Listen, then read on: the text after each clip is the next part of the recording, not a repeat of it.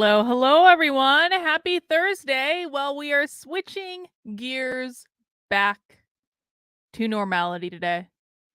I'm not going to talk about Styx Hexenhammer anymore, even though he is still triggered about me because he was still tweeting about me today. Of course, by pointing out that Styx Hexenhammer is still triggered by me. I, of course, am apparently proving that I'm the one triggered by him, according to the reeing minions that have been inundating my comments and my replies elsewhere. Here's what I'm really curious about. Because, of course, anytime a content creator like that decides to make trouble for me, their fans always say the same thing. They come into my replies, and even if I have never seen them comment on the channel before, even if I've never seen them in chat before, they will say something to the effect of, "Carlin, I've always loved your content. For years, I have watched your content. But this last video is just the final straw. You don't do serious content. You don't do the topics I subscribe to you for anymore." And my reply is always the same. It's like, where the hell were you for every school investigation stream? Where the hell were you for the almost daily live streams that I've been doing all year long? Where the hell were you for Socialism Saturday? Where the hell were you for happy hour? This is the only time you show up to comment. Is you love my content so much that the only time you show up to comment is when your favorite creator is upset about me and is reeing about me all over his channel and I'm responding? So I'm really curious about how many of the people, the ones that I haven't blocked yet for breaking the rules of the chat, which we'll talk about in a second. I really do wonder how many of those people that have been reading in my replies over the past 2 days are gonna show up for the stream today where I'm talking about why AOC is a crazy person. And we're gonna do some other news too. We're gonna do a good old-fashioned news stream today, is what we're gonna do. I haven't done one of these, I don't think, in a while because I've been just doing other stuff. But there's been a minute where do you guys remember effed up news of the week? I used to do a weekly stream on Sunday that none of the people who've been reading in my comments ever attended. I did a weekly live stream on Sunday called effed up news of the week, where I would talk about effed up news of the week. And it was great. And we get to play around with some of the more messed up news stories. And so I would like to maybe do a little bit of a throwback. Julie misses effed up news. Maybe I should bring effed up news back. Here's the thing. I want to talk about I'm going to talk about a couple different topics today. Here's the thing. I have probably since June or July, I think. I forget. Hi Jacob, thanks for stopping by. I appreciate it. Since June or July, I've really been kind of taking it easy with news. Whenever I did that stream where I was crying, okay? Whenever I did that stream where I was crying, Emily misses effed up news too. I kind of started taking a little bit of a break from the news because part of the reason that I was getting really, really depressed was because I was just reading the news all day and I needed to take a little bit of a break. And since then I've done a lot of inner work, worked on myself, taken some time away from the insanity. I've detoxified. I had an entire month where I was permanently banned from Twitter before I got them to overturn the permanent ban. I detoxified. And now I'm back. And I'm actually feeling pretty good. And I have to tell you that kind of drawing I really feel like this little kerfuffle with Styx Hexenhammer was destined to happen. It was fated from the universe because I feel so good about I was thinking about this last night. Some might say that when you have a well-known content creator calling you a leftoid or whatever the fuck he's doing, like Some might say that that would be a bad thing. I actually say it's a good thing because last night I was thinking, I was like, I have now permanently drawn a line for the type of people that I want in my audience and the type of people I don't want in my audience. Because there is just a certain subset, and I'm not suggesting that it's everyone in Styx's audience. I'm not suggesting it's everyone in Tim Pool's audience. I'm not suggesting that at all. Most of the people in their audiences are fine, but there is a certain subset set that are obnoxious and rude and are only interested in feeding their addiction to outrage. And we can become addicted to emotions. Every time we have an emotion, whether they are good emotions or bad emotions, the having of that emotion in our brain releases all sorts of hormones into our body.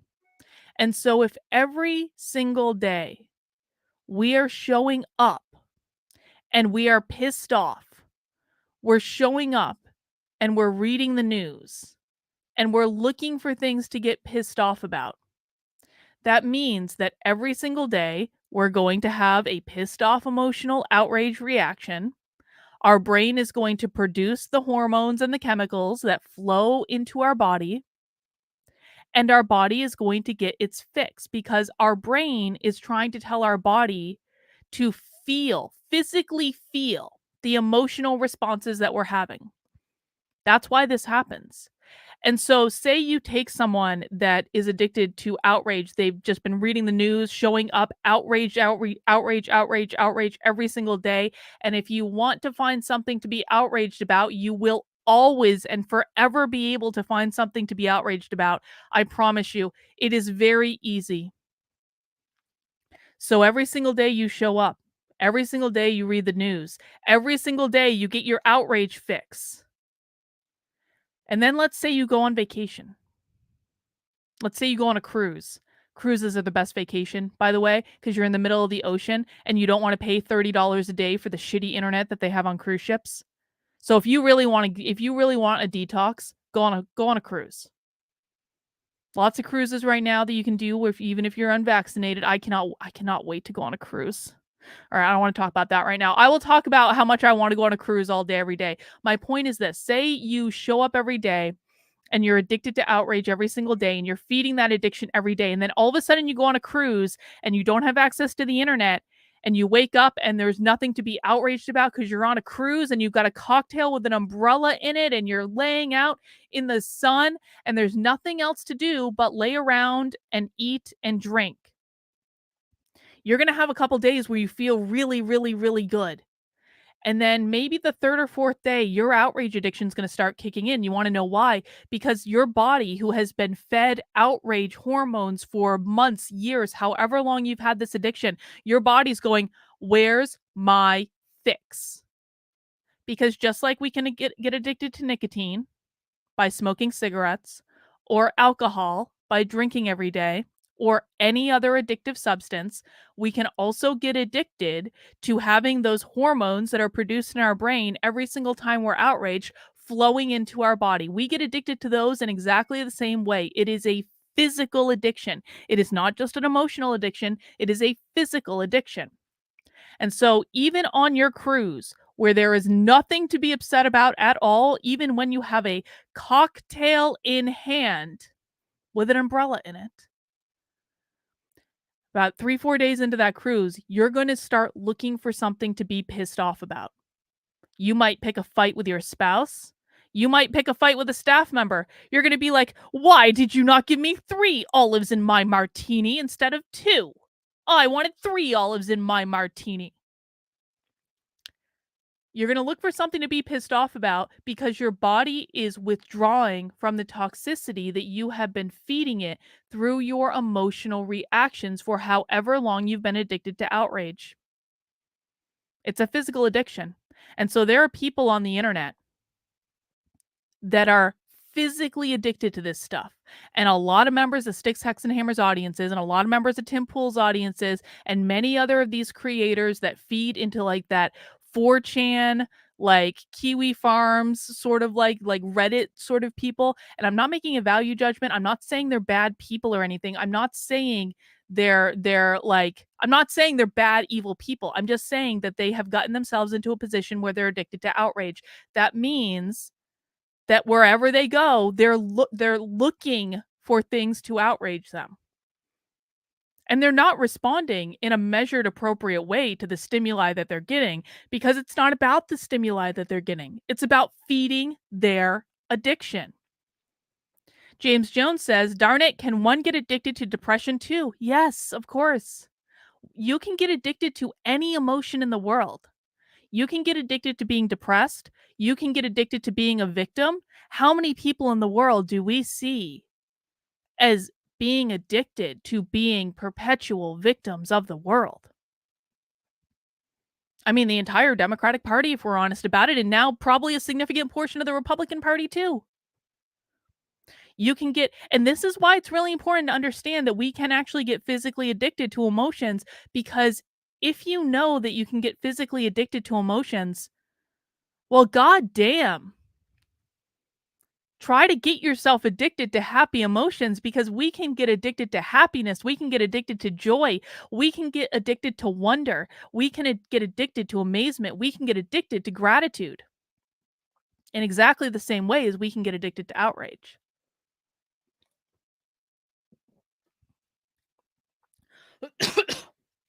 So I feel really good about drawing the line in the sand to say, I do not want outrage addicts in my audience. I understand that I could make content appealing to outrage addicts every single day of the week. I could make clickbait content appealing to outrage addicts. I am completely aware of this. But just because you can doesn't mean you should, and I don't want to. I don't want to. And people can have whatever feels they have about that, and that's just going to be the way it is. But this is my channel, and we're going to do things in my way, and we're going to return to the news today, ladies and gentlemen. Welcome to the channel. I usually go live at 5 every single day during the week, except on Fridays, where we go live at 5 on my second channel, youtube.com/activelyunwoke. We'll do that tomorrow. But I've got a stream here today where I want to talk about a couple of different news stories, and I want to watch a video about AOC. Let me show you what we've got on deck here, though. I've got a couple of different things I want to talk about. Now, number one, I want to talk about this.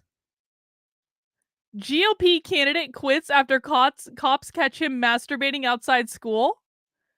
You mean that Democrats aren't the only groomers in the world? Oh, isn't that interesting?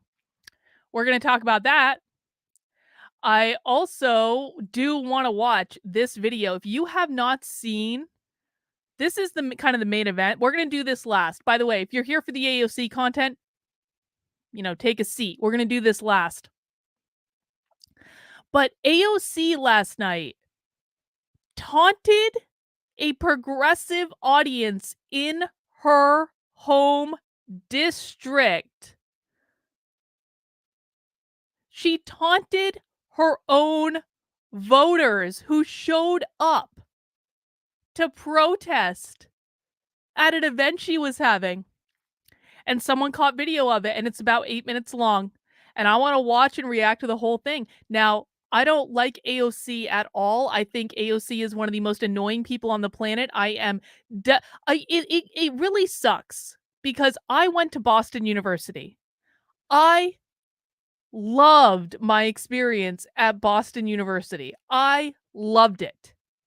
And who are two of the more famous alums from Boston University? Nick Fuentes and AOC. I'm surrounded by lunatics on all sides. And now by my amazing alma mater of Boston University is the home of Ibram X. Kendi, where they're genetically engineering COVID variants that kill 80% of rats or some such nonsense. Like, my university has gone to such shit since I graduated. But we're going to watch this video from AOC, and I'm going to talk about it. But this might surprise you. I don't necessarily think that everything that AOC did was wrong in this video. Separate, and we have to detach ourselves from how we feel about about her personally to evaluate how we think that she did in that video. But we're going to do that last. We're going to do that last. I want to start with something different. And what I'm going to start with is a little controversial. So I'm gonna just like, I want to put a pause on that before we get into the story I want to start with. And instead, I want to remind you guys of a couple things. Number one, if you appreciate the work I'm doing and you want to support it, the best way to do it is to head over to activelyunwoke.com/support, where you will find links to my Patreon, my locals community, and my Substack. You can become a monthly supporter on Patreon for $5 a month, all the way up to $250 a month, depending on what perks you want. I'm greatly appreciative of all of my supporters on Patreon. You can get some cool perks like stickers, a t-shirt, all that sort of stuff. But I do understand that some people are a little bit skeptical of Patreon and might not want to give them their money. So that's why I have locals, and locals is the community where I spend the most time. On Saturday, as a reminder, the Communist Manifesto Book Club is coming up. We're meeting on Saturday at 3 p.m. for Communist Manifesto Book Club. Still plenty of time to read it because it's real short. So you can find a PDF. You can find someone reading it off YouTube. You can even go get a print copy if you want. I just wanted a print copy with a good old hammer and sickle on the front of it. I thought that would be a nice little thing to have on my bookshelf. But if you want to read the Communist Manifesto and have a conversation with us on Saturday, I think I might have said Sunday. Saturday. I swear to God, it's Saturday. Saturday at 3 p.m. in my locals community. We're going to be doing that. And that is exclusive to my supporters. So if you're a supporter on Patreon, you're going to get the opportunity to do it. And also in my locals. And in my locals, we also do 2 weekly Zoom calls. You can get these with Patreon as well. You'll get invited to 2 Zoom calls every single week, and those Zoom calls tend to go at least 3 to 4 hours. So these are private, these are unrecorded. We talk about really everything. I mean, the Zoom calls lately have been so amazing. They've been really good, especially like we're getting like Andrew has recently joined the community, and Andrew has been playing us out on his amazing guitar when we finish up on Mondays around midnight or so. So it really is just like I really am so grateful for my locals community, because they are the people who keep me sane.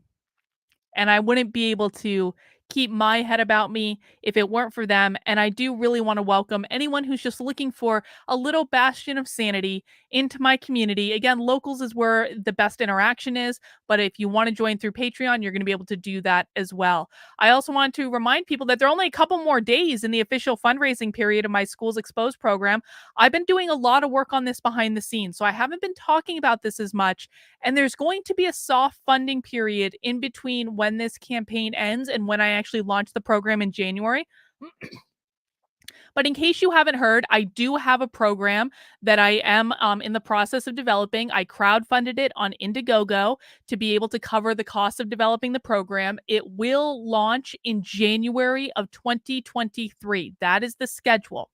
And what it is it's going to be an online training program to help parents learn how to find out what the schools are teaching their kids through publicly available information. And my goal, and I'm deadly serious about this goal, is I want to run 10,000 parents through this program over the next couple of years. I want to create an army of parents who understand the language of the woke left, understand what teachers are doing in schools, know what to be on the lookout for, and most importantly, know how to utilize publicly available information, both that's publicly available on the internet and also that they can get through FOIA requests, public records requests, things like that. I want to create an army of parents that is keeping a constant watchful eye on the public schools, because the very best thing we can do to destroy public education in this country is to empower parents with information. So if you want to support that project, you can head over to unwokearmy.com/parents.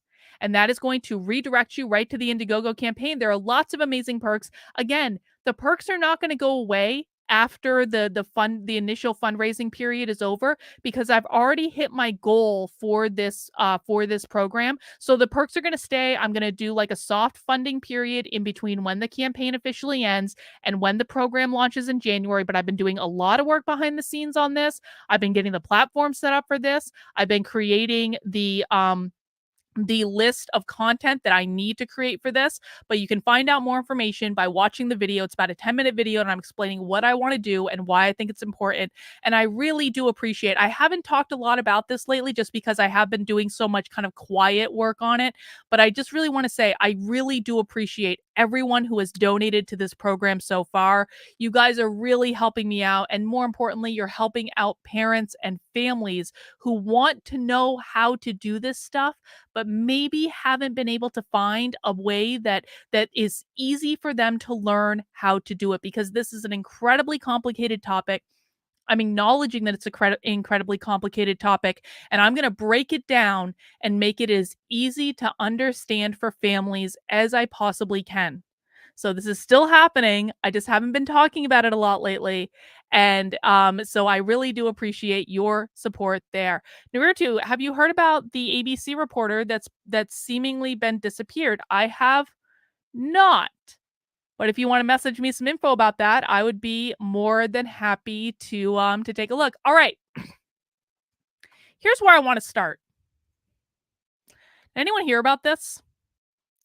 I have to give a shout out to my friend Elle, some bitch I know, who's been banned off of like every platform except for like Gab and Truth Social. So if you're on, like, listen, like, when I was permanently banned on Twitter, I really started like I had to, out of like necessity, I had to start interacting on different platforms. And I've always had accounts on Gab, on Minds, on Gitter, on True Social, on all of these different platforms. And I was interacting on those platforms with people. And by the way, Gab is actually really not that bad when you develop a nice little block list of all the neo Nazis that are on that site. And yes, there are neo Nazis on the site, there absolutely are. But like, if you develop a nice little block list, Gab becomes a much nicer place to be. And I will say too, like, there is something just very kind of liberating about knowing you can say whatever the fuck you want on Gab and you're not going to get banned ever. I appreciate having that option. It just takes a little while to block all the neo-Nazis to be able to make it a nice experience. But once you get there, it's absolutely a much nicer experience. I'll also say this, Minds, if you haven't been on Minds, I really enjoy Minds. Minds has like a cool hipster vibe to it. It's much nicer. I don't know. Like, I think there's so many far superior Twitter alternatives. I don't know why Twitter is still the place everyone are going, but anyway, I found out this information. Ironically, we're looking at it on Twitter right now, and I know that's ironic, but I found out about it on Gab from my friend Elle. And it's well, a little concerning. Okay, let's just take a look at this. California's 2020 Senate Bill 145 aims to eliminate inequality in sex offender registration requirements, fact checkers report. In September 2020, California Governor Gavin Newsom signed Senate Bill 145 into law. The bill prevents young adults from. I don't even know if I can read this with a straight face. All right. Listen to the. I'm gonna make this maybe a little bit bigger. There we go. Well, maybe not that big. There we go. The bill prevents young adults engaging in non-vaginal sex with a minor within 10 years of their age from being automatically added to sex offender registry, and allows a state judge to make a decision instead. Huh. The bill was described by Senator Scott Wiener as an anti-discrimination law, as it protects LGBTQ people from facing automatic registration as sex offenders. Okay. Okay. Yeah, the bot says instead of making straight sex just as penalized, they reduce the penalties for gay sex with kids. Let's just read this again, and I would like to hear from you guys if you find this at all concerning. The bill prevents young adults engaging in non vaginal sex. Okay, so what might a young adult be? What might a young adult be? 18, 19, 20? Can we all agree that 18, 19, 20 years old would be a young adult? The bill prevents young adults engaging in non vaginal sex with a minor within 10 years of their age. So we're talking, if we can agree that 18, 19, 20 young adults, some might argue is up to 25, fine. Within 10 years of their age, that means 8 years old. Within 10 years of their age, for an 18-year-old, that means 8 years old. Or 9 years old if they're 19, 10 years old if there's 20. The bill prevents young adults engaging in non-vaginal sex with a minor within 10 years of their age from being automatically added to a sex offender registry. Why on earth might it be concerning to some people that a 19-year-old who engages in non-vaginal sex with a 9-year-old not be added to the sex offender registry? And you're going to tell me this is non-discriminatory? This is all about equality? Excuse me, what? But really, the fact checkers assure us, the fact checkers really do assure us that no, no, no, no, no, no, no. This isn't about protecting the P word at all. This is, guys, this is, this is definitely not about protecting the P word. This is not about protecting groomers at all. This is not about protecting the P word at all. Because the AP says so. And by the way, if anyone ever trusts the AP or Reuters, look at this. Claims that SB 145, a bill passed by the California State Senate in August 2020, legalizes pedophilia are false. The bill is intended to treat all statutory R cases regardless of what kind of sex they involve. Well, that's not really reassuring. That's not the most reassuring thing I've ever heard. And why I think this is happening, and I wrote about this on my Actively Unwoke Substack a while ago. I'm going to pop this link in the chat. I think that their end goal is to make pedos or minor attracted persons a protected class. That's what I think the end goal is here. Let me just read to you a little bit of this Substack. This will be the most screwed up thing you read all day. Let me just make this a little bit bigger so you guys can see. But you must read it because you must understand just how depraved the woke ideology on the progressive left is. The end goal of radical gender ideology, queer theory, grooming, etc., is that they want to make being a minor attracted person into a protected class. Currently, Title VII of the Civil Rights Act of 1964 prohibits discrimination in virtually every employment circumstance on the basis of race, color, religion, gender, pregnancy, or national origin. In other words, if you are an employer, you can't fire people or refuse to hire them in the first place based solely on any of these traits. This is federal law. They want to add minor attracted person to the list of protected classes. If they are successful, that means that employers cannot discriminate against someone for being a pedophile. I really want people to think about this for a second. I think this is where they're going. And I think they're going to do it within 5 years if people don't wake the F up, stop dicking around, and start actually making tangible efforts to fight back that are not reeing and complaining on Twitter. If they make pedophiles a protected class, that means they could go get a job as a kindergarten teacher, and it would be illegal to fire them for being a pedophile. They could get a job as a bus driver, a janitor, a gym teacher, a social worker, assigned to work with vulnerable kids, etc., and it would be illegal to fire them for being a pedophile. Even more, it could potentially be a violation of their civil rights if you refuse to hire them in the first place.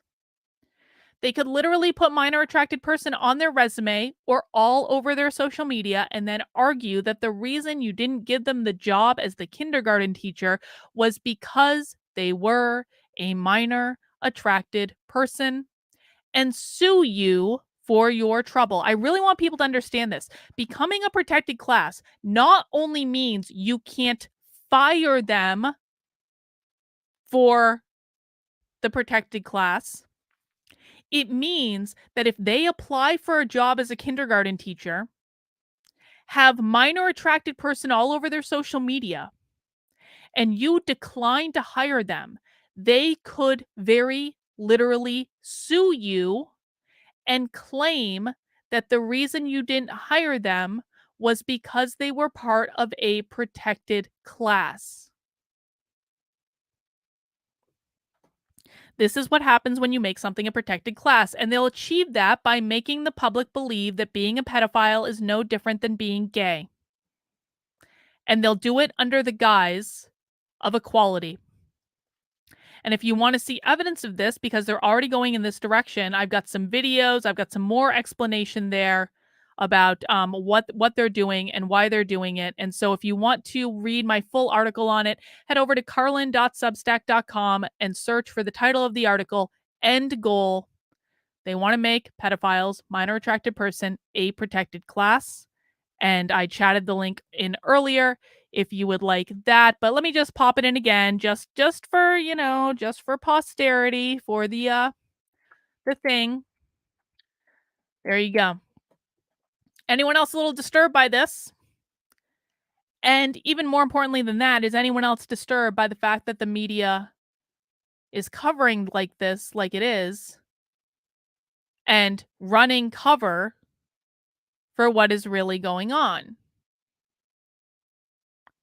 What this is, and I've said this a million times, what the woke left want are to gain as much power as possible, to destabilize the system, attack capitalism, usher in their Marxist utopia. That's what they want. And so, what they're doing with this particular initiative is they are trying to destabilize the system. That is the goal of this. That's what you understand. People ask all the time, why are they doing this? Why are they doing this? Why are they doing this? Why are they doing this? This is awful. This is unthinkable. This is unconscionable. Why would they do this? Because everything that the woke progressive left does is about destabilizing the system.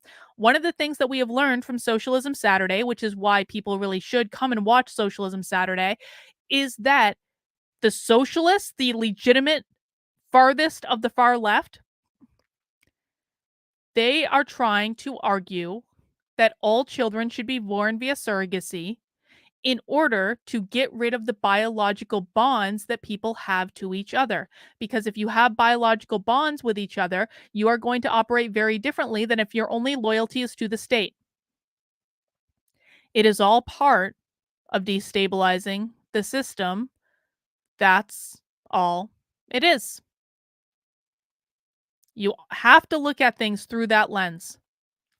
Every time they do something crazy, every time they do something that you don't understand why they're doing it, the goals of the woke left are gain as much power as possible, destabilize the system, attack capitalism, usher in their Marxist utopia. That is it.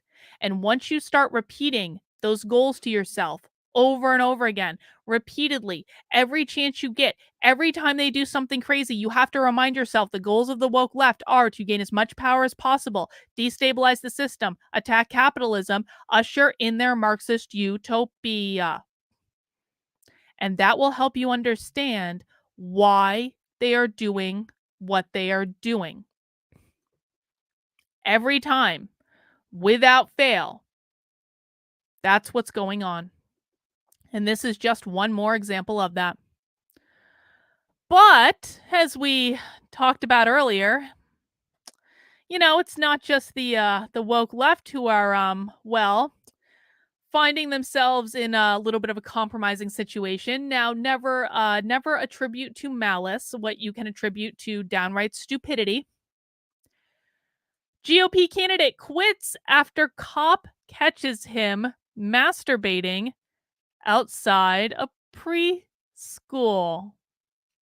This is in the New York Post. Let me make this a little bit bigger for you. A Republican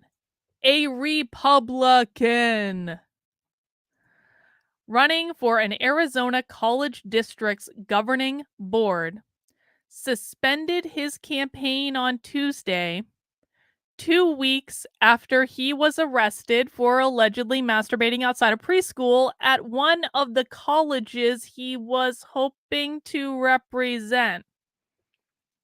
And you're going to love his name. It's too much. It's too much. Police found candidate Randy on October 4th, parked outside the Child Center in Rio Salado College with his pants down to his mid-thigh and manipulating his genitals in a masturbatory manner. Can you imagine being the police officer that had to write on the police report, manipulating his genitals in a masturbatory manner?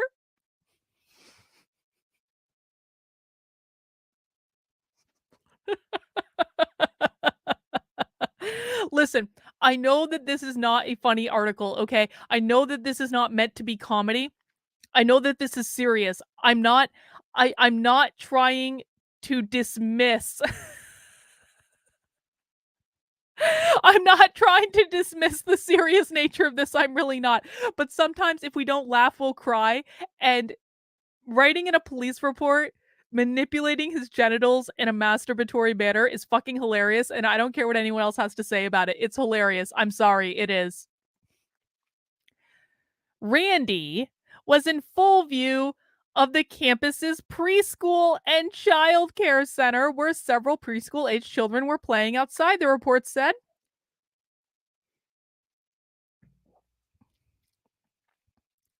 Seriously, the officer said upon finding the Republican manipulating his genitals in a masturbatory manner.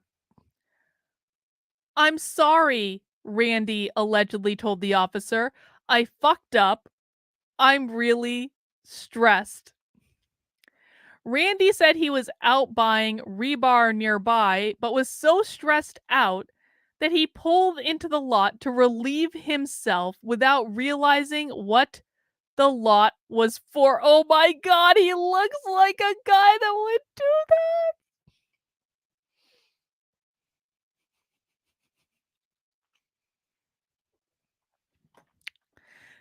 The alleged pervert quit his campaign Tuesday to be on the Maricopa County Community College governing board after media reports detailing the arrest were circulated.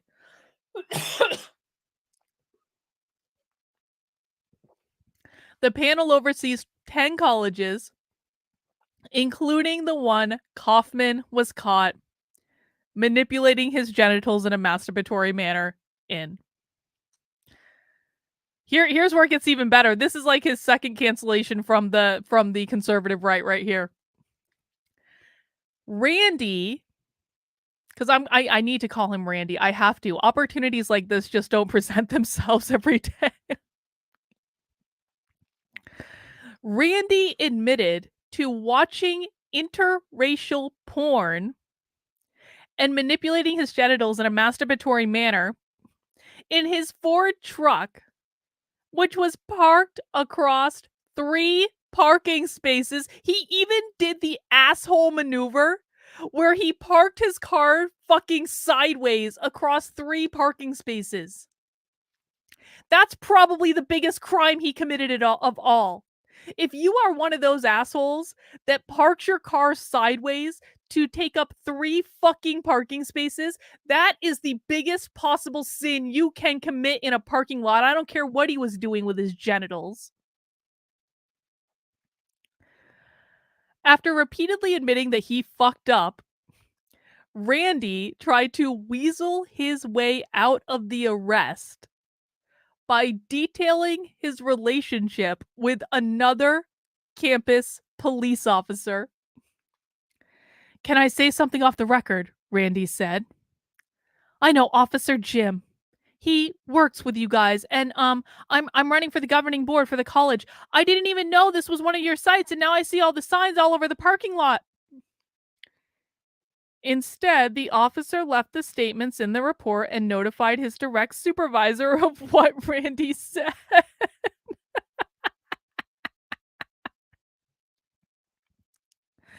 Randy was charged with public sexual indecency and could face a felony charge because of his proximity to the child care center. Republicans, man, how is it possible that Republicans consistently and predictably choose the worst possible candidates in the world? Rick, just to cop on a beat.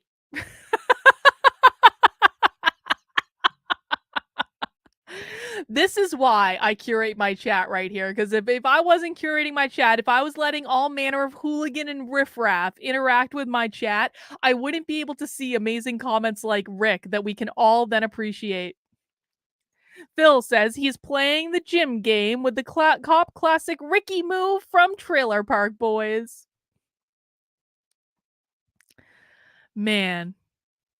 What a time to be alive. What a time to be alive. All right, guys, I want to get into the main event for today, which is I want to watch this video of AOC taunting her audience at a town hall that she gave last night, I guess, in Brooklyn.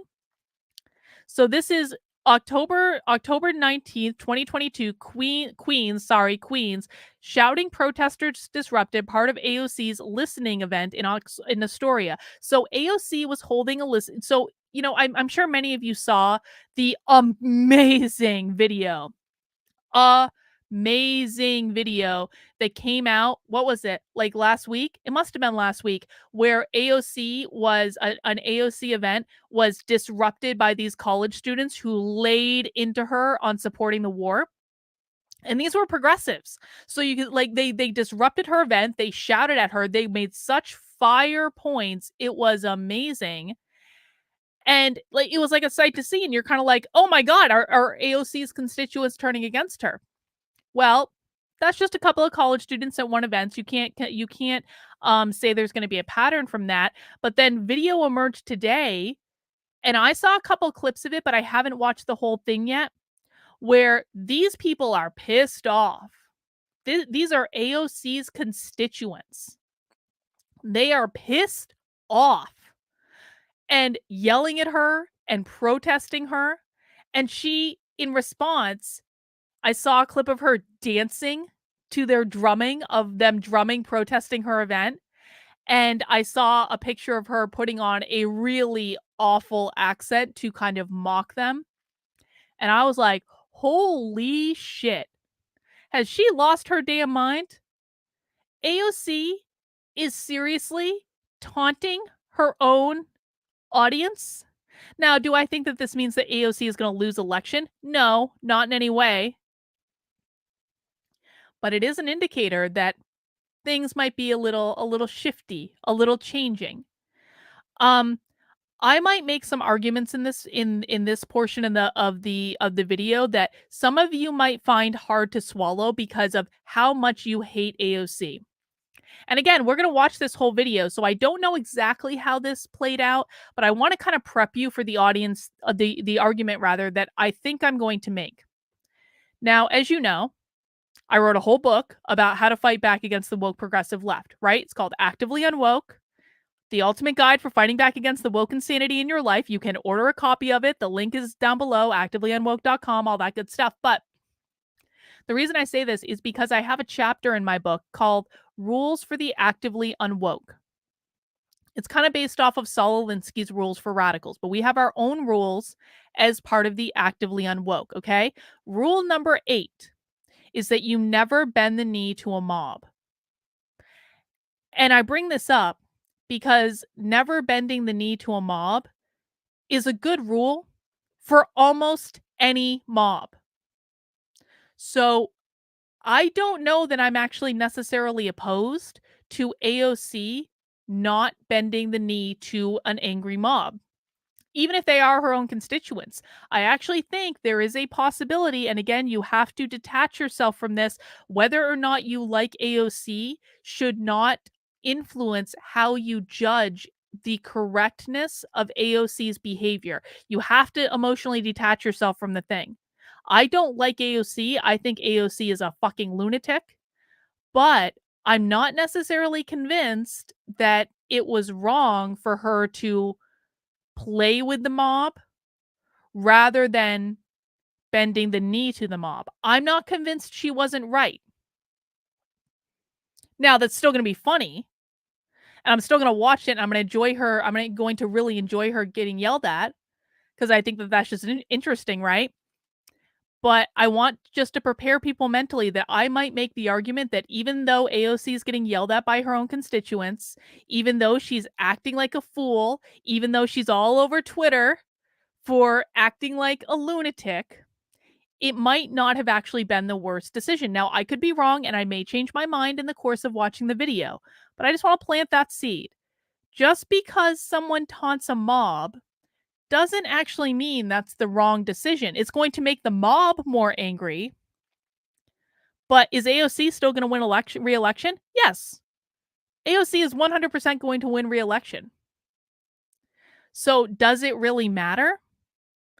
Should she have given into the mob when her chances of re-election were not really jeopardized at all? Or should she hold her ground and say, I'm going to do what I'm going to do, and in 2 years, you're going to forget about all of this anyway, and you're still going to vote for me again? Okay, I'm not suggesting she actually said that or should say that. That would probably be a horrible thing to actually say. But AOC knows what's up. AOC knows she's not losing. And so AOC can taunt a mob of her own voters, and guess what? They're still probably going to go to the polls and vote for her, because they would sooner vote for someone who mocks them to their face than vote for a Republican. Is there even a Republican in her district? Actually, Dr. Lara, since she's your rep, is there even a Republican running against her? Are they even trying? Because there have been times when the Republicans haven't even tried. Let me know. I'm actually curious. But let's watch this video, guys. Please mount the like button if you have not already. I do almost daily streams, though not totally daily, mostly daily, around news, politics, culture, the woke left, socialism, sometimes sticks, hex, and hammer if I'm feeling saucy. But let's watch this video and let's see how it goes. If you're gay, you can have a house, but if you're not gay, you have to live on the street. Is that how it goes?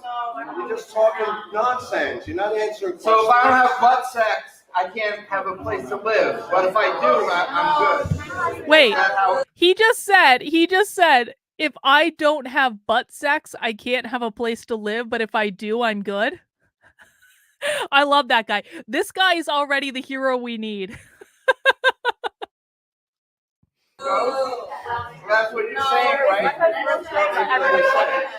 That's what she's saying. She's saying it's housing for LGBTQ. No, I'm just making the point. I know, but I'm just telling you the point. Because my question is not. Well, that's where. That's just unfair. That's like racist. That's like racist against straight people. He just said that's like racist against straight people.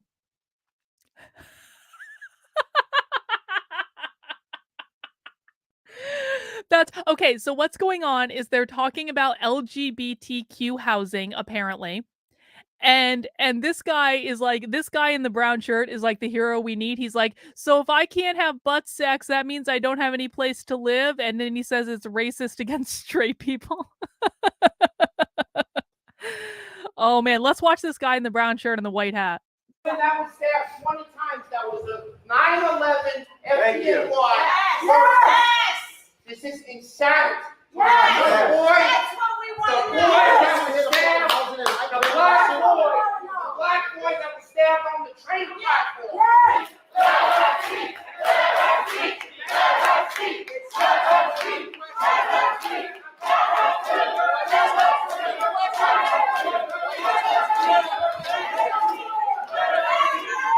Okay, I'm confused right now of if if the crowd is saying let her speak or let him speak. I think it's let her speak, but it could also be let him speak. I'm not sure.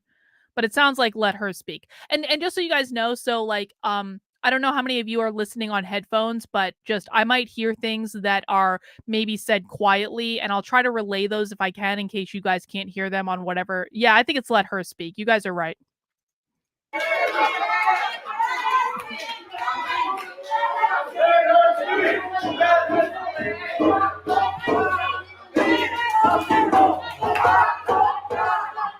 Oh, here we go. Here we go.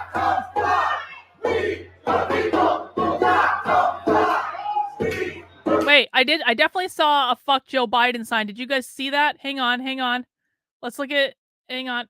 Oh, no, I want to stop on the sign. No. There it is. Fuck Joe Biden sign right there. We,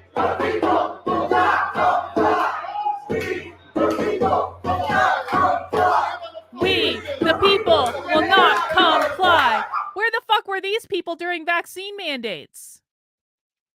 Where were these people? That one woman's wearing a free speech t-shirt. Where were these people during vaccine mandates?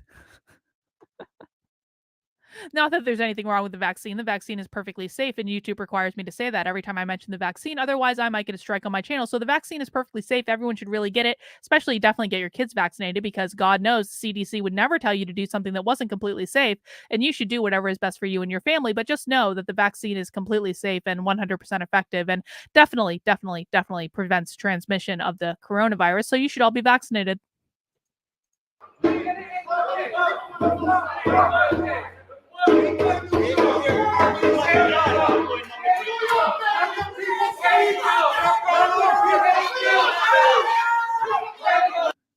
What does that woman's shirt say?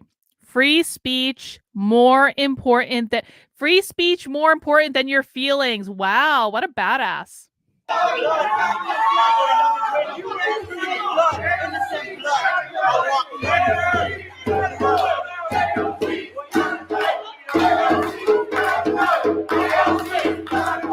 You know what? I just have to say, I have to really say, I don't know if are these people progressives? They don't seem like they're progressives. They don't seem like they're progressives at all. But what I really appreciate is they're using progressive tactics. If these people are not progressives, they are absolutely using progressive tactics. Like that guy who said that LGBT like housing is racist against straight people. Like he's getting into it. Can you imagine what could actually happen if the fucking right finally started learning how to use progressive tactics in the same way that progressives use them? It would be amazing. Redwood the Elf says, speaking of shirts, when can we expect the new ones you wrote down last time to be ready? I was working on it today, Redwood Elf. I was working on it today. I will have you know, I do have them written down. I'm 100% serious about those shirts coming soon. You know what? If conservatives can finally learn to get a good fucking bongo drum and bring it with them to events to disrupt things and actually force people to listen to them, I'm completely all for it. I think that would be great. Maybe the right can learn a lesson from this. She's dancing. So there she is dancing and mocking the drum playing, which again, I'm not actually convinced is something that AOC shouldn't have done. You never bend the knee to a mob when the mob is at your doorstep, because if you bend the knee to a mob, even if they might have a fair point, you are going to be beholden to that mob forever. AOC is well aware that she's going to win re-election in a couple of weeks. She is well aware that ain't none of those people who are mad at her right now are voting for her, but it really doesn't matter because she's going to win in a landslide anyway. So I'm not entirely sure that was a bad move.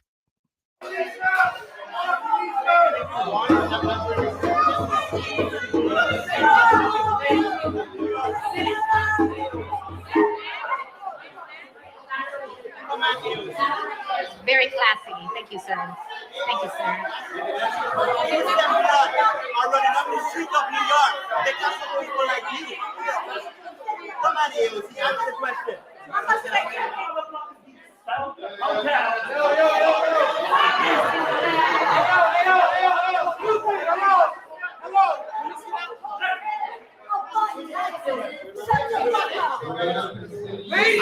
Good for her. You asked me how you think I look. That's not nice. It's not nice hours. That's not nice. That's not nice. Respectfully, ma'am, you're saying ask us why y'all been talking for 20 minutes, okay? We know why. We know why you're mad. Well, AOC, okay, here is where she's having a little bit of a misstep, okay? So AOC danced, she taunted her own crowd, which I actually, again, don't think that there was necessarily like, whatever. However, now AOC is getting pissed. What we're seeing happen is now she's getting pissed. And she says, respectfully, ma'am, respectfully, you've been talking for 20 minutes. AOC, if you hold a meeting that you call a listening forum, then your job is to sit your ass there and listen to people talk for as long as they want to talk. Here's the question I have. Now she's getting fucking persnickety. And this is where things are going to turn against her. Again, I'm not necessarily saying that like she's going to lose a re-election, because she's absolutely not. But like you can tell that AOC is getting just as triggered as Styx Hexenhammer. And she's making comments. And what's going to happen is things are just going to get worse because she's making some comments. Naruto DM'd you a thread and an article on the topic. Thank you. I appreciate that. So, if you are going to implement the don't bend the knee to the mob strategy, you can continue to make comments to the mob. You can continue to antagonize the mob, which is exactly what AOC is doing here. But you need to be very well prepared for the mob's response if you're going to do that. And listen, I speak from experience on this. I am the queen effing bee of taunting a mob that's angry at me, because I don't care. They can have whatever feelings they want, and they're still not going to interrupt my feelings. So they can scream and cry and and I'll just sit back and enjoy it. I started a whole fucking website about enjoying triggering people. Like, I'm not actually opposed to this, but I just want to make sure people are aware that if you're going to not bending the knee to the mob is one thing. Saying no is one thing, but taunting the mob tends to make things escalate and tends to make things get a little bit worse. Some people might be able to handle it. Some people might not be able to handle it. I just want to make sure that I'm giving the advice and the qualification that if you're going to taunt an angry mob, there's probably going to be repercussions for that, particularly when AOC is hosting a listening forum. It's called the listening forum, so I'm going to assume that was what it was called. Her job is literally to sit there and listen. That is her job. And so complaining about the fact that she has to listen to other people talk, that's, it's a strategy. I don't think it's the best one she could have picked. Maybe that's just me. Let's talk about it. I am not a man. There's only two fucking genders. Wait, did she just say there's two fucking genders? Hang on, I think this woman just screamed, "I'm not a man. There's only two fucking genders." Let me just rewind that. That was great. I love this woman. This woman is like so spicy. Mad. Let's talk about it.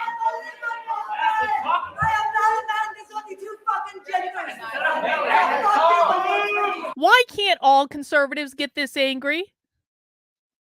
This woman, if anyone knows this woman's name, I want to talk to her. I want to help this woman train conservatives on how to do fucking activism. I'm not even joking. Why can't this woman teach other conservatives how to do this? Because, like, if there were conservatives doing this in every city, we wouldn't have an issue right now. Good for her.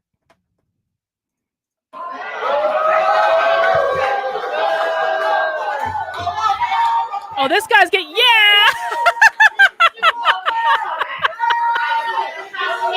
Here. Okay. Oh, that bodes well.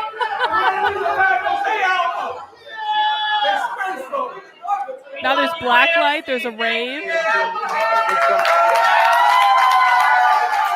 Did the power just go out? What the fuck just happened?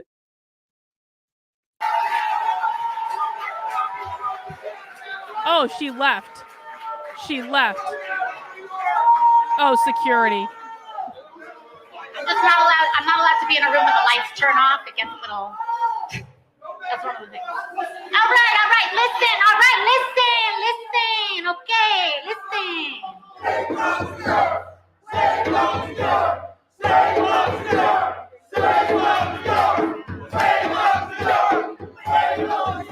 You all have made your point.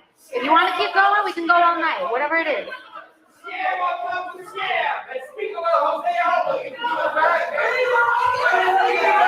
Now she's basically like acting like she has better places to be. AOC is like, I could go to a late dinner in Manhattan, but you guys can keep talking if you want to. Like, it's so condescending and bitchy. How does, like, well, okay, I know how this woman gets elected. She won herself a primary and now, like, no one can defeat her. But, like, this is insane. The people who are continuing to vote for AOC are insane. This woman is like, she is like a one piece of work, man. All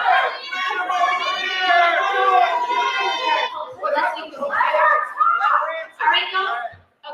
Okay, guys, let's ask the question. You ready to wait our place in line? Are we ready to wait our place in line? So now AOC's like, are you, honey, calm down. Are you ready? She is like such a condescending bitch. I'm sorry.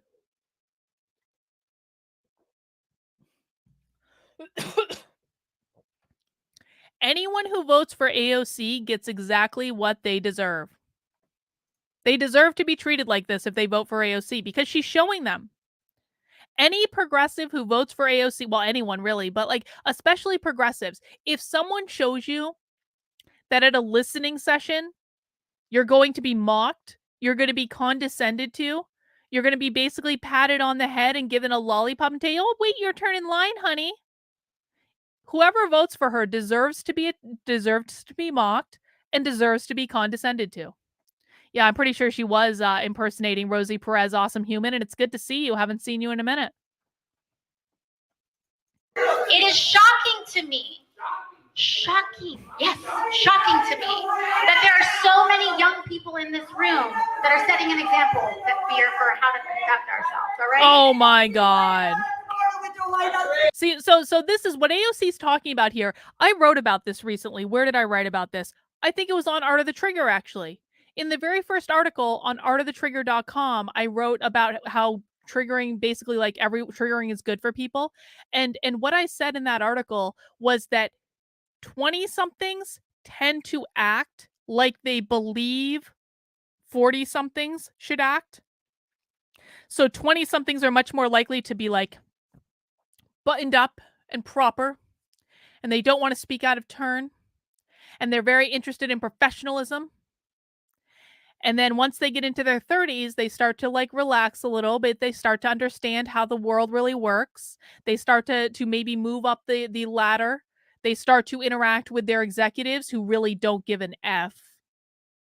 But by the time they get to their 40s, they run out of fucks to give.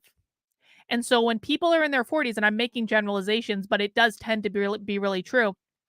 People in their 40s, after they have run out of fucks to give, as some of these people clearly have, they tend to act how we perceive as being immature, unprofessional, and 20-somethings, because they're playing the part of being an adult, tend to act like they believe that older people really do act, which is professional and put together, and they don't want to speak out of turn and all these things.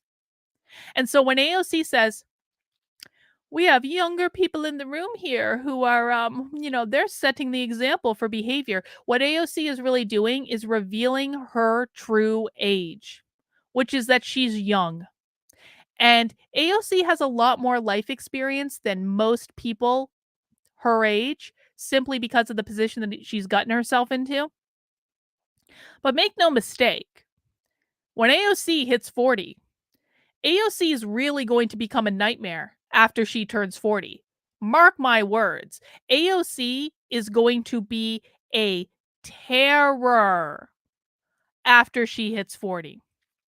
Because you think AOC is bad now? After she hits 40, she is going to completely run out of fucks. She's going to have a lot of money because of the position that she's gotten herself into. She's going to have a lot of contacts. She's going to have an even more ginormous audience than she has now. And she's not going to give a fuck anymore. If you think AOC gives a fuck now or doesn't give a fuck now, just wait. Just wait a couple of years. Because it's coming. And I don't think it's going to be pretty. Yeah, Deborah says, AOC in menopause will be a sight to behold. Fake tears. Let her speak. Let her speak. Let her speak. Because I'm not afraid. I know what I need to feel. I have God. I don't need government. I don't need big fucking Exactly, God. Gayla. I have Exactly. God and God at all. AOC is going to be exactly like Hillary. 100%. Innocent blood is going down. Gayla is making such a great point here. Like after AOC hits 40, AOC is going to turn into Hillary Clinton Part 2. There is no doubt in my mind. So the people in New York need to get her out of power. AOC needs to be put in the corner. Again, that's not going to happen this election cycle. We all know that. But if the people of New York don't get AOC the F out of power, they get what they get. Our experience in this life will be the sum total of our contributions. If the people of New York don't care enough to put someone competent and that is not a raging narcissist, and I wouldn't say psychopath, but AOC is absolutely a narcissist. If the people in New York don't care enough to like nominate anyone better, they get what they get. I'm sorry. Elections have consequences. It is what it is. On the street, she's gonna explain it, so shut up for 1 minute. Okay, shut up. I want to ask her why she defund the police, why innocent blood are going down the street, and she's gonna explain to you why. Okay?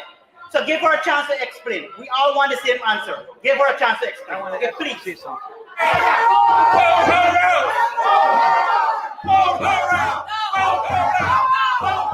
Yeah. Oh, I love it. I love it. Again, why aren't more conservatives doing this at every Democrat event ever? Can the RNC just buy a whole bunch of like those bongo drums and mail them out to conservative groups that are in liberal cities? Can they please? Can the RNC do anything? And by the way, so this is not directly related to this video, but I want to say this. A lot of people know that Scott Pressler has been very, very sick lately. He's been in the hospital. I did just see that he has now gotten out of the hospital, which I think is great, but he's going to have months of time where he needs recovery. Months and months and months. There is not another Scott Presler on the conservative side. There's one of him. Scott Presler has been taken out of the game because he has worked himself ill to the point where he was hospitalized for a week. That's how bad it got. And there were probably underlying illnesses and issues there anyway. I'm not saying that. But if you don't think that Scott Presler's work schedule directly led to the fact that he landed himself in the hospital for 8 days and is now facing down months of recovery time at home, that happened because there is one Scott Presler. And he was trying to do everything with zero help from the RNC. The RNC has never put Scott Presler on the payroll, and it is one of the stupidest mistakes that the RNC has ever made. If the conservatives don't learn from the reality of their most effective activist in the country ending up in the hospital weeks before an election because he was working so hard and is now facing months of recovery time where he can't do activism. If conservatives don't learn from this and start training more Scott Preslers, I don't know what to tell you. As soon as Scott Presler recovers, the very first thing that should happen is the RNC needs to put him on the payroll in order to have him train 100 people just like him. Because they need to develop a group of people that can do the same thing that Scott Presler does, because now, as we've seen, conservatives had one activist, one in the entire country, one that was going out there every day working to register more voters. They had one. And now he's sidelined. And this should be a lesson to the RNC and the entire conservative base. Scott, and I don't even want Republicans to win, and I'm giving you this advice because it's really good advice. If Republicans were smart, they would immediately, as soon as Scott Presler is capable of it, put him on the payroll of the RNC and make his only job to train more activists like him. Scott Presler's job should be to train 100 more Scott Preslers, 100 more people who can go out all over the country and knock on doors and register voters every single day. And then once those people come up to snuff and those people learn Scott Presler's techniques, then the RNC needs to pay them to each train an additional 100 people for each of them. This is the game changer for the RNC for generations. Will they do it? Probably not, because they don't like that Scott Presler is gay. And so even though he is their most effective activist, even though Scott Presler has personally registered more Republican voters than anyone else in the country, even though him being sick is a massive hit leading up to the midterm elections. Because he is gay, the RNC will not support him. The RNC will never put him on the payroll and never give him the position and status that he damn well deserves based on years of work and activism. And I think that's a shame. And I don't even want Republicans to win. But if Republicans did that, if Republicans paid Scott Presler to train 100 more Scott Preslers and gave them the resources to go out and go all over the country and do what Scott Presler has been doing on his own for years, that would be a game changer for the Republican Party for a generation that would not be able to be overcome by any nonsense that the Democrats want to pull. I don't know why they haven't done it yet. Probably because it makes way too much sense. All right, guys, let's finish this up. Mount the like button for me if you're enjoying this already.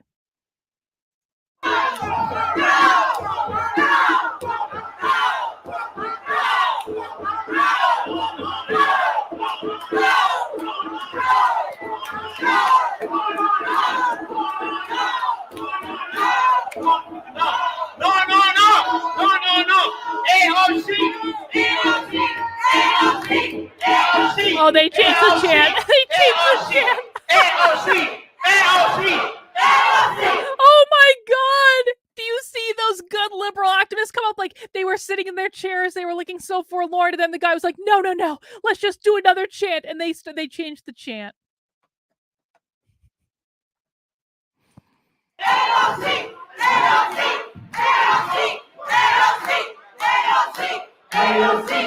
Hey, conservatives, if this happens and all they do is change the chant, you just need to shout louder.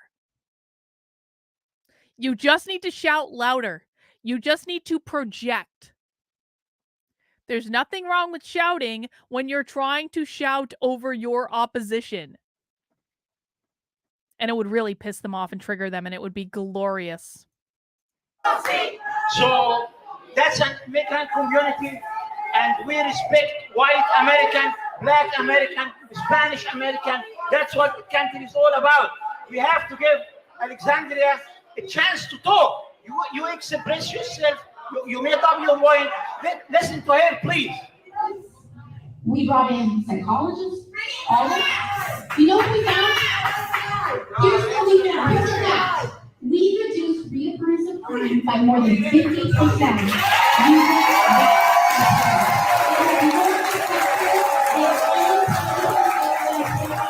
What did AOC say they reduced by 50% using psychologists? I didn't catch that. Did anyone else hear that? AOC said something about like we brought in psychologists and we reduced something by 50%. I'm gonna rewind and try to listen again. But if anyone hears what she said, that would be great. Listen to her, please. We brought in psychologists, all of you know what we found? Here's what we found. Here's the facts. We reduced reoccurrence of crime by more than 50%. I'm not sure. I think like recidivism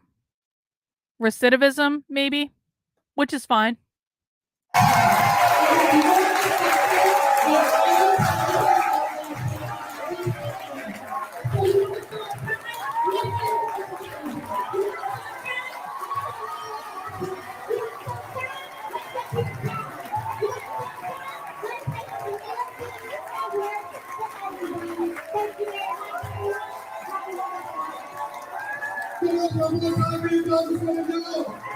And that's standing ovation right there. That standing ovation right there is why AOC has nothing to worry about.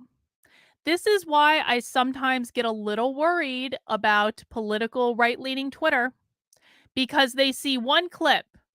They see one clip of AOC dancing and mocking that crowd that's protesting her. Because that's all I saw today was that one clip of AOC shaking her shoulders and mocking the crowd. That was all I saw, that tiny little clip. And that's getting passed around Twitter right now, conservative Twitter especially, because they all hate AOC more than they hate anyone else on the planet. And they're going, oh my God, it's evidence. It's evidence that AOC's crowd are backlashing against her. It's evidence. Look, guys, AOC's mocking her crowd. They're yelling at her. What they didn't do is play the full video. This is why we watched the full video. Because if they had cut that one clip of AOC shaking her shoulders and mocking that crowd, and they had cut that together with the full crowd giving her a standing ovation at the end, that paints a very different picture, doesn't it? That paints an extremely different picture. This crowd is not rebelling against AOC. There were a couple of people, and I think that those couple of people were awesome. Don't get me wrong. Good for them. Good for them. More of that, please. But the fact of the matter is this crowd was completely in AOC's corner, and even though you've got one disruption, doesn't mean she doesn't have the crowd. It doesn't mean she doesn't have the room. It doesn't mean that this is something that's going to catch on. And I do think people need to be aware of this because, again, I see this happen where something makes the rounds in conservative circles, and they get all excited about it, and they say, oh, the tide is turning, the tide is turning. I guess we can just continue to sit in our easy chair and do nothing, because conservatives don't like going out and doing this stuff. And they see a video, they're like, oh my God, people are doing something amazing. This is awesome. The tide is turning. And then they continue to sit back and do nothing because their influencers have shown them a 1-minute snippet out of an 8-minute video that looks really good. But then you watch the full video and you find out that nothing has changed. Nothing is different. Nothing is going to change. But in the minds of the people who saw that video, they're like, we're winning, we're winning, we're winning. Culture's coming to us. People are waking up. People are seeing. No, they're not. Now, maybe if that protest happened over and over and over and over and over and over and over again, maybe it would. But as it stands right now, ain't nothing has changed. You just got a great little video for a minute, and it is a good video, and I'm acknowledging that. But that doesn't mean it paints the full picture of what's going on. All right, we got about 20 more seconds of this. I just want to do my due diligence and watch it because I just gave you a lecture about doing your due diligence and watching the full video. So let's watch the last 20 seconds. Thank you very much.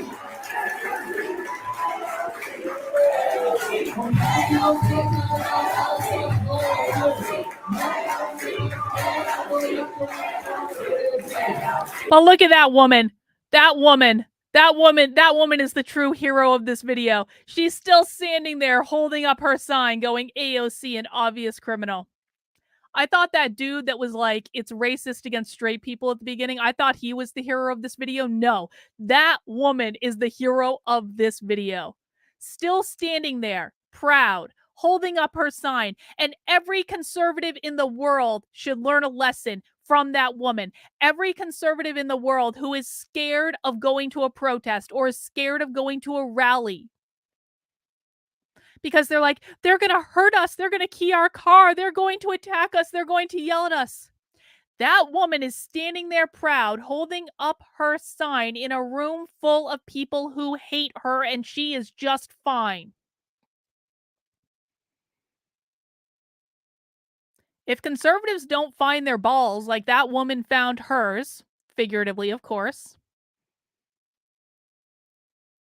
then that article that we looked at earlier, that article that we looked at the beginning, let's just remind ourselves of what's coming if conservatives don't find their fucking balls.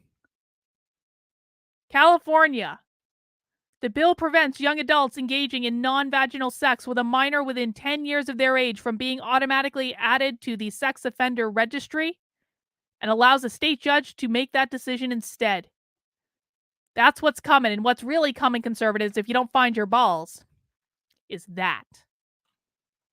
This is really what's coming right here if conservatives don't find their balls. Phil, I did share this article on Twitter, but I wrote it during my permanent Twitter ban, I think. So I shared it on the actively Unwoke Twitter because I didn't have my other Twitter then.